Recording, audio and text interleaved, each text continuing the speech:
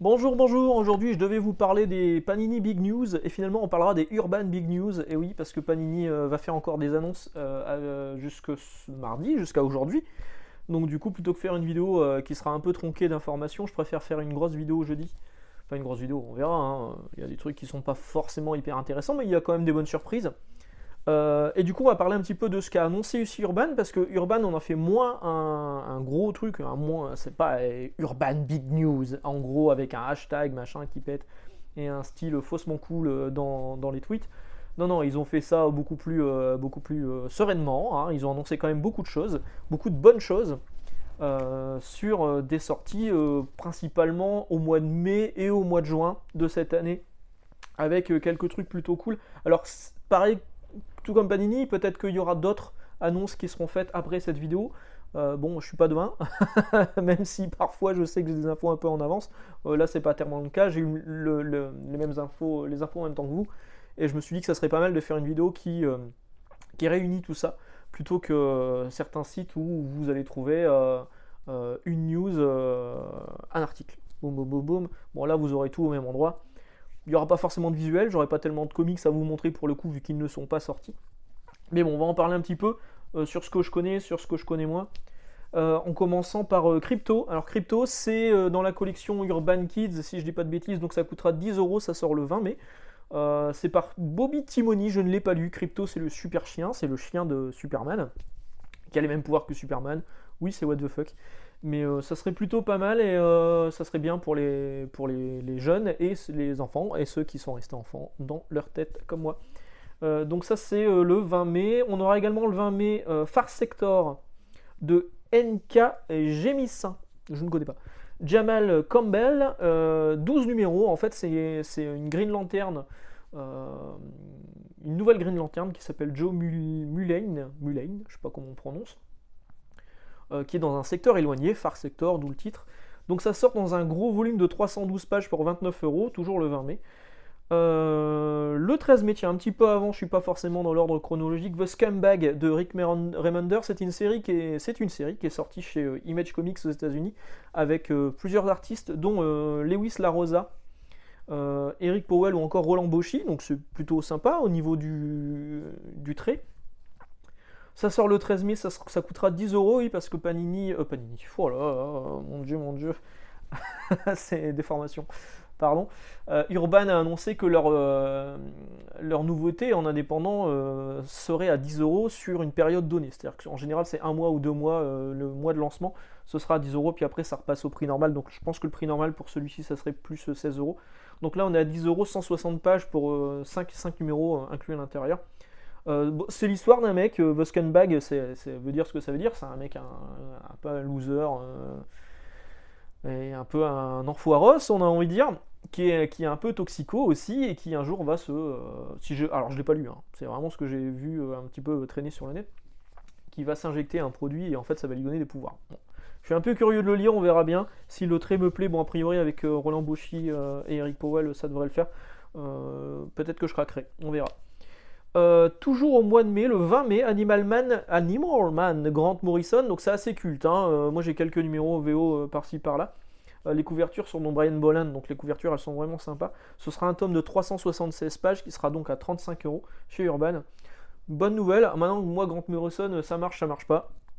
Ça marche souvent pas.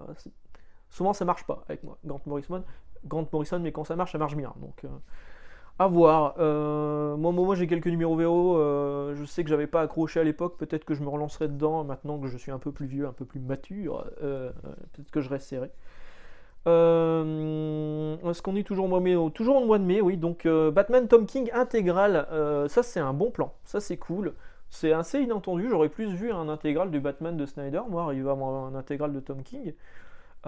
Mais c'est cool parce que vraiment ça redémarrait au numéro 1, les premiers numéros sont dessinés par David Finch, 8 rejoints par Michael Janin, si je dis pas de bêtises. Et, et ouais, c'est pas mal. Le run de Tom King, franchement, il est skillé, hein. Il y a des hauts, il y a des bas. Et il y a des bas. Et moi je trouve qu'il est pas mal le run de Tom King sur Batman. Donc je vous le conseillerais quand même. Ce sera des gros volumes, hein, quand même 536 pages pour 35 euros. On est quand même sur du costaud, hein. À l'intérieur, vous aurez donc Batman Rebirth. Vous aurez les 20 premiers numéros de Batman. Ah, c'est ça que je voulais vérifier. Et les numéros 23 et 24. Pourquoi il n'y a pas le 21 et 22, je ne sais plus. Je crois que c'est parce que c'était pas Tom King qui scénarisait. Je suis plus très sûr. Dites-moi dans les commentaires parce que j'ai un peu zappé. Et il y aura également l'annual numéro 1 de Batman. Donc vraiment un gros intégral pour 35 balles, 500 pages, plus de 500 pages au mois de mai. Au mois de mai, toujours Swamp Thing, la nouvelle série Swamp Thing, scénarisée par Ram V, dessinée par Mike Perkins, donc plutôt pas mal. Ça sort le 6 mai, 304 pages pour 29 euros. Je sais que ça va en intéresser pas mal. Moi, je l'ai pas lu, personnellement, je l'ai pas lu. J'ai jamais été tellement intéressé par le personnage de Swamp Thing. Mais bon, Mike Perkins, Ram V au scénario, je me dis pourquoi pas. Pourquoi pas. Est-ce que j'ai terminé pour le mois de mai? Est-ce qu'on passe au mois de juin? Ouais, on passe au mois de juin. Eh ben allons-y. Alors le mois de juin, on aura Rorschach ou Rorschach, vous le dites comme vous voulez. C'est le personnage de Watchmen. Donc la série fait plus ou moins suite à la série télé. Bon, ça me fait un peu peur parce que la série télé, moi j'ai pas du tout aimé. J'ai préféré le film. Je fais partie des gens qui ont préféré le film à la série télé. Je sais que ça peut choquer, mais c'était le cas. Et c'est scénarisé par Tom King. C'est bien vendu. C'est dessiné par Jorge Fornes. J'aime bien quand c'est des dessinateurs hispaniques. Je maîtrise plutôt bien la langue. Ça sort le 3 juin, 320 pages, 29 euros. C'est traduit par Edmond Touriol des éditions Macma, donc a priori ça serait bien traduit. Il a dit lui-même sur Twitter qu'il en avait chié et que il était vraiment content de sa traduction, donc j'ai hâte de mettre la main sur cette VF. Donc ça c'est Rorschach. Ensuite on a la colère de Black Adam le 24 juin. Alors c'est dans l'univers de Shazam, ça va évidemment correspondre plus ou moins à la sortie du film. Je sais plus quand sort le film, mais c'est cette année avec Dwayne Johnson. Alors je sais pas ce que vous en pensez, hein, mais Dwayne Johnson en Black Adam, je trouve que ça va pas en fait. Il est trop costaud. Black Adam, il est pas, bah, il est costaud Black Adam, mais enfin, moi je voyais pas Dwayne Johnson dans le rôle quoi. Après on verra. Hein. Shazam, le film était bien, donc peut-être que ça sera bien Black Adam. Alors à l'intérieur en fait, ça s'appelle pas Black Adam Wrath. En VO, ça s'appelle The Dark Age, Black Adam The Dark Age, numéro 1 à 6, 288 pages, 23 euros, ça sort le 24 juin. C'est scénarisé par Peter Tomasi, John Ostrander, et c'est Doug Mahnke au dessin, donc au dessin, ça va être plutôt bien costaud. Ensuite, on a JSA tome 2, donc c'est bien, parce que je viens d'acheter le tome 1, qui sortira le 24 juin, ça va assez vite, hein, enfin ça va assez vite, le mois de juin c'est quand même dans 4 mois encore.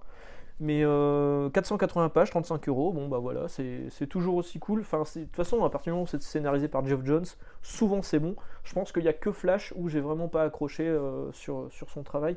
Mais et encore, j'ai lu que le premier tome, hein, et ça m'a pas accroché. Donc voilà. Mais le JSA c'est plutôt cool. House of Slaughter, donc c'est dans l'univers de Something is Killing the Children, dont je vous ai fait une vidéo il y a pas longtemps, que je vous recommande. 144 pages, 5 numéros à l'intérieur, 10 euros. Voilà, beau geste. Je pensais pas qu'il ferait partie de l'offre des 10 euros sur les titres indépendants, vu que c'est un spin-off d'une série qui est déjà publiée. Mais non, Urban ne le sort pas à 16 balles, il le sort à 10 euros. Le 24 juin, bon, on verra ce que ça donne. C'est sur un personnage un peu plus secondaire de Something is Killing the Children, mais ça va développer l'histoire de... c'est la maison Massacre, je sais plus le nom exact en français. Et ça sort le 24 juin, donc plutôt... Moi je prendrai, ça c'est sûr. Grendel 2, il y a le premier qui est sorti il n'y a pas longtemps, là sortira le 24 juin pour 35 euros, 608 pages. Bien, bon plan. Et Department of Truth, le deuxième tome sortira le 17 juin, 176 pages, 18 euros les numéros 8 à 13. Le premier était à 10 euros, voilà, c'est ce que je vous expliquais tout à l'heure. Les premiers tomes des séries indépendantes sont à 10 euros chez Urban pendant une durée limitée, encore une fois. Mais dès le deuxième tome, du coup, on passe à 18 euros. Bah ouais, forcément, c'est un peu plus gros, 176 pages.